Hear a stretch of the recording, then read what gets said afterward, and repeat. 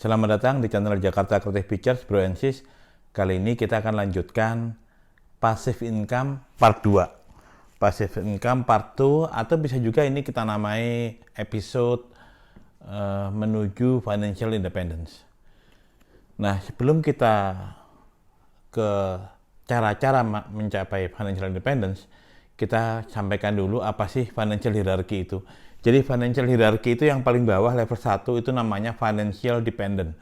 Yaitu ketika Anda lahir, sekolah, sampai kuliah, Anda masih bergantung pada orang lain.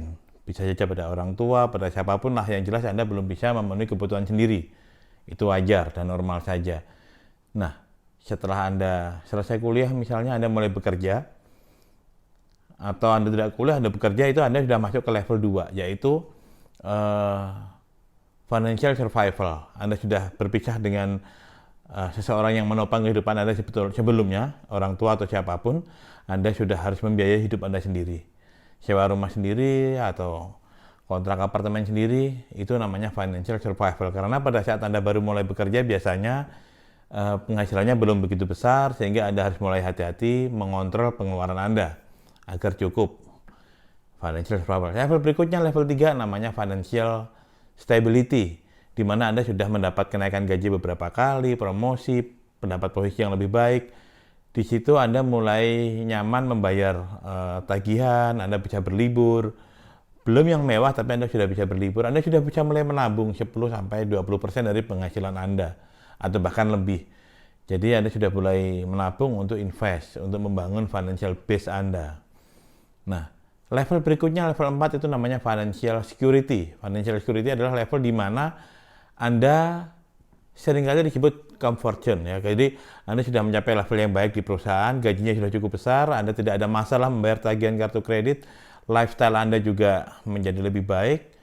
Kemudian Anda sudah tidak punya hutang. Anda sudah mulai memikirkan portfolio untuk masa pensiun Anda. Anda sudah bisa menaikkan portfolio Anda setiap tahunnya. Saving Anda meningkat, dan Anda sudah mulai memikirkan apa nih setelah bekerja, pensiun, saya mau ngapain. Jadi portfolio Anda sudah Anda tingkatkan. Itu di financial security. Di level 5, di atasnya, itu namanya financial independence. Atau komplitnya mungkin FIRE, ya, FIRE, financial independence, retired early. Di level itu adalah Anda sudah bisa memenuhi kebutuhan hidup Anda sesuai gaya hidup Anda sendiri, tanpa perlu bekerja pada perusahaan atau instansi pemerintah manapun. Jadi Anda sudah tidak perlu menjadi budak korporat, ya. Jadi Anda sudah cukup punya portfolio, Anda kelola portfolio Anda untuk memenuhi kebutuhan Anda sesuai standar hidup Anda. Di atasnya level 6, namanya financial freedom. Financial freedom itu bedanya sih nggak begitu banyak, ya. Financial freedom itu bedanya adalah dia bisa memenuhi keinginannya, bukan hanya kebutuhan sesuai gaya hidup, tapi keinginannya. Kalau berlibur kemana-mana maunya hotelnya suite, ya dia bisa. Naik pesawat maunya bisnis atau first class, dia bisa. Dia punya kemampuan untuk itu.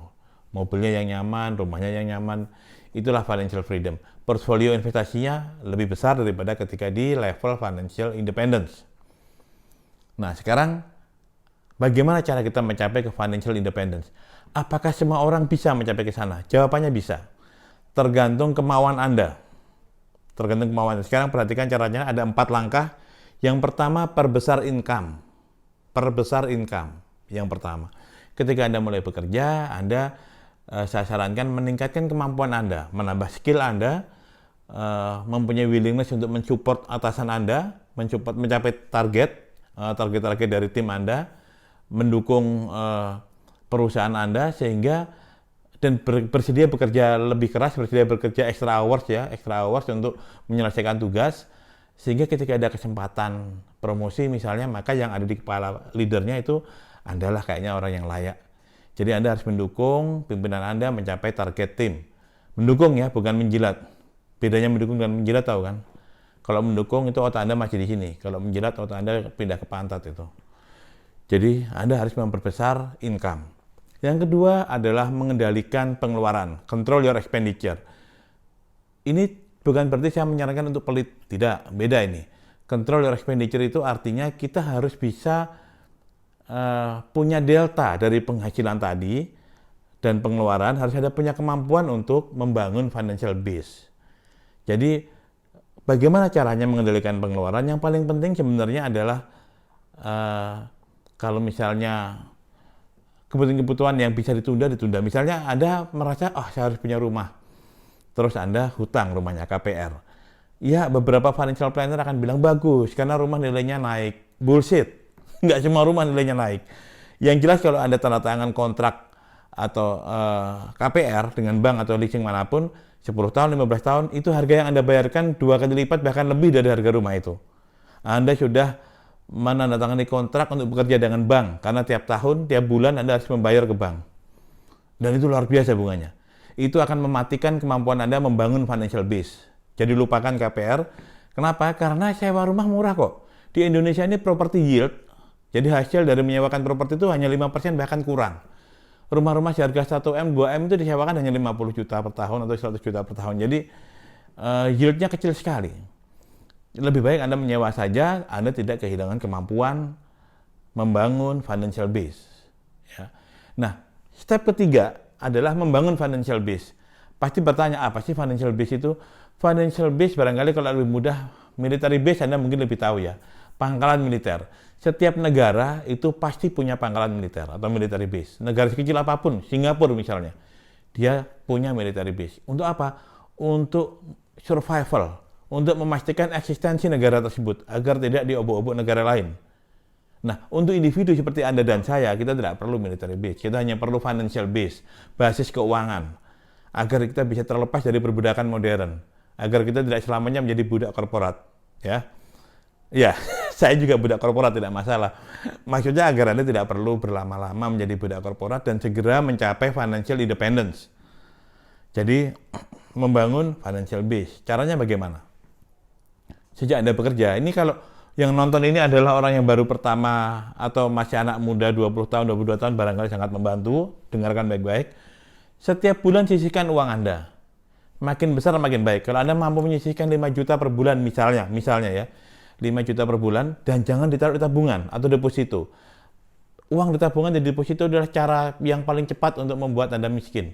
Karena daya beli uang itu turun secara cepat, sedangkan bunga tabungan, bunga deposito itu, bunga tabungan hanya 0,5% per tahun, masih kena pajak. Bunga deposito 2,5-3% per tahun, masih kena pajak.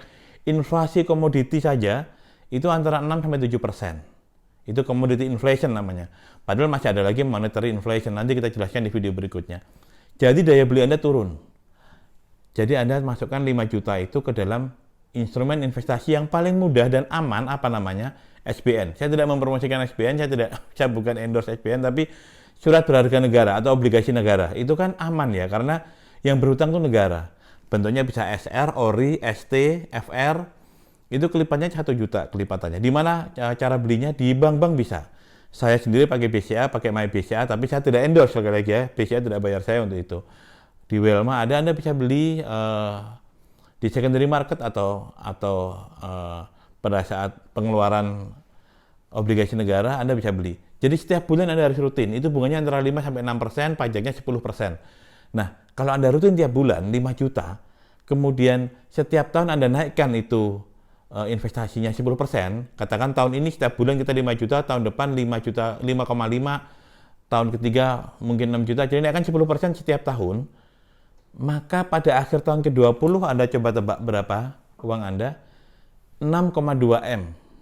6,2 M kalau 5 juta. Kalau Anda mulai dari 8 juta, 10 M, hampir 10 M, 9, sekian M.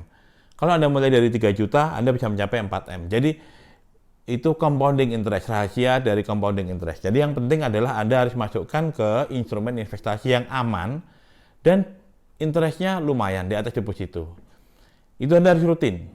Begitu 20 tahun, Anda sudah punya financial base, Anda tinggal terapkan langkah yang keempat. Jadi ingat, yang pertama menaikkan income, yang kedua mengendalikan pengeluaran, yang ketiga membangun financial base, yang keempat mengelola portfolio investasi Anda. Ingat, mengelola ini pertama Anda harus meningkatkan pemahaman dulu. Kalau Anda mau ke saham, Anda harus belajar dulu. Training nggak apa-apa deh, keluar duit tapi Anda mendapat pemahaman. Nanti juga kami jelaskan cara-cara investasi saham. Atau mau ke kripto boleh, tapi Anda harus pelajari dulu. Jangan sampai uang yang Anda kumpulkan menjadi financial base malah berantakan.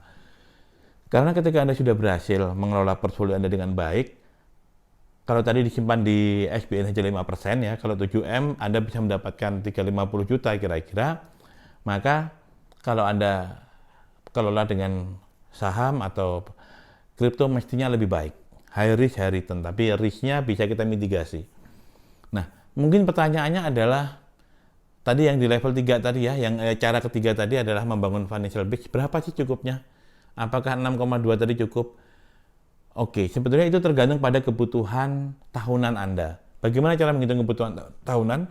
Adalah kebutuhan bulanan Anda kalikan 12. Saya hanya ambil angka mudah, mohon maaf kalau terlalu besar atau terlalu kecil. Katakan Anda butuh 25 juta per bulan. Maka setahun Anda butuh 300 juta. Tambahkan 25 kali 2, itu untuk berlibur atau untuk membeli sesuatu yang Anda sukai. Jadi 350 juta per tahun pengeluaran Anda. Misalnya begitu ya. Maka Anda perlu 20 kali dari biaya tahunan Anda. 350 juta biaya tahunan, maka portfolio Anda atau financial base Anda perlu mencapai 7M. 7 miliar. Konsepnya apa?